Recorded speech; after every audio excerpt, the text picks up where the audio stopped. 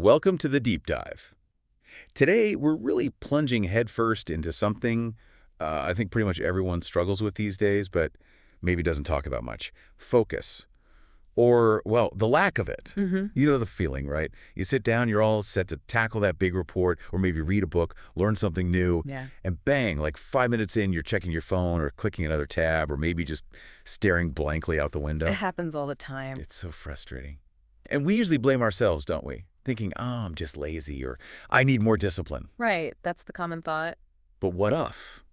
What if that's not the whole story? What if the problem isn't really you, but like the world we're trying to focus in? That's a crucial question. So our mission today in this deep dive is to really dig into why focus feels so hard now. How our modern lives are, well, maybe even rewiring our brains. They really are. And importantly, give you some actual practical tools, steps you can take to start redizzling that attention span. Absolutely. Because focus isn't just about deciding to focus harder. People think it's pure willpower. Yeah, grit your teeth and do it. Exactly. But it's much more like a skill, something you need to train, something you need to protect. And yeah, something you can actually lose if you're not careful. Lose focus like a skill. Okay. Think about it. Our modern world, it constantly bombards us. It surrounds us with tools basically designed, engineered even, to steal our attention. Like what specifically? Oh, the notifications pinging constantly, the messages popping up, those endless scrolling feeds, breaking news alerts.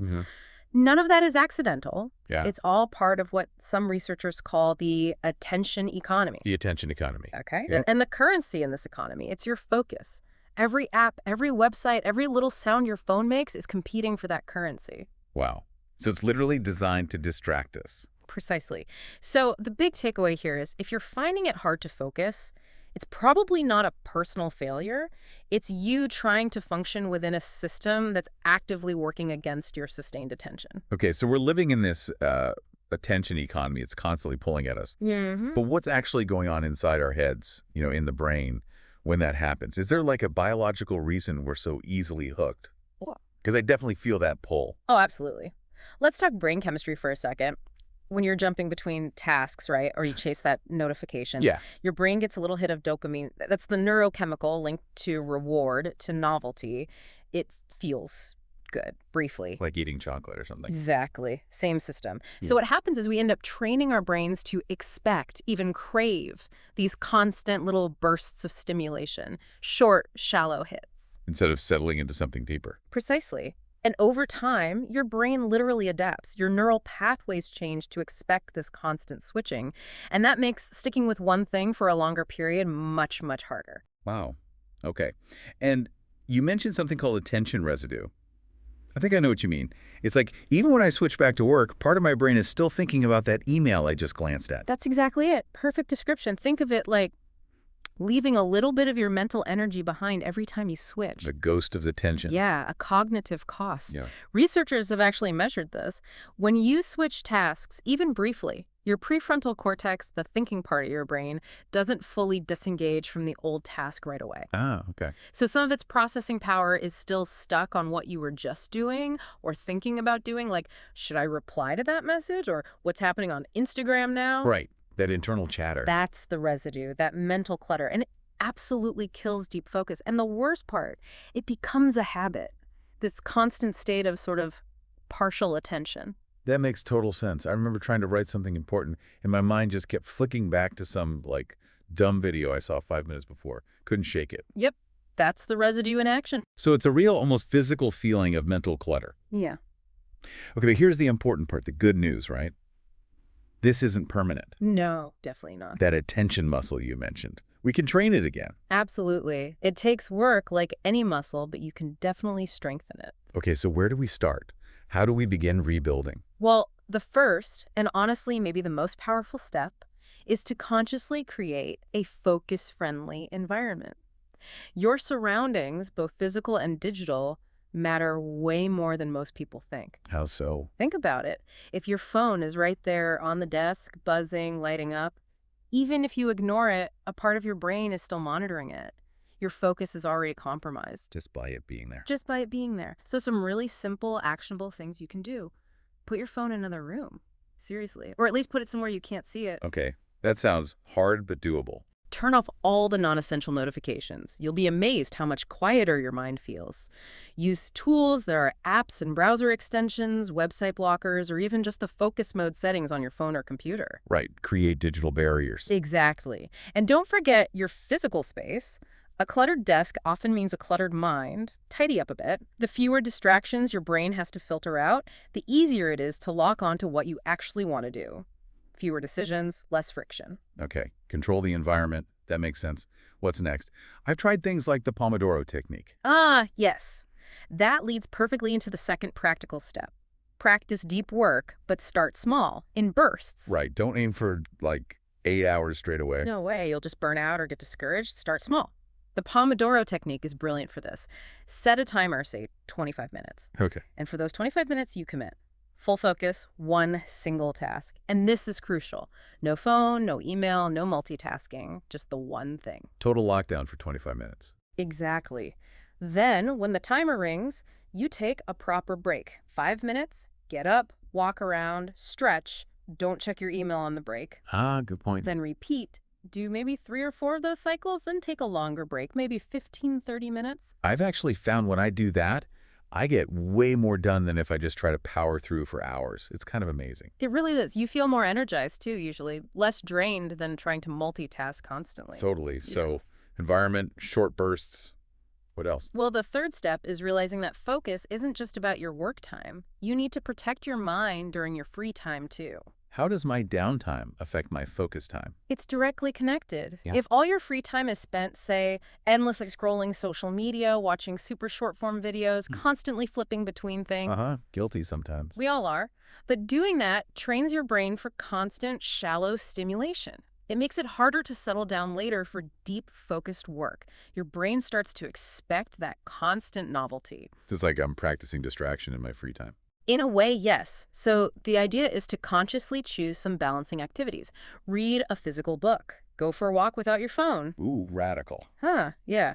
Or just practice doing one thing at a time, mindfully, like really taste your food when you eat without the TV on, or truly listen to a piece of music. Just listen. So be more present, even when relaxing. Exactly. It all helps strengthen that focus muscle. Okay, that makes sense. And there's more fundamental stuff too, right? Like the basics. Oh, absolutely.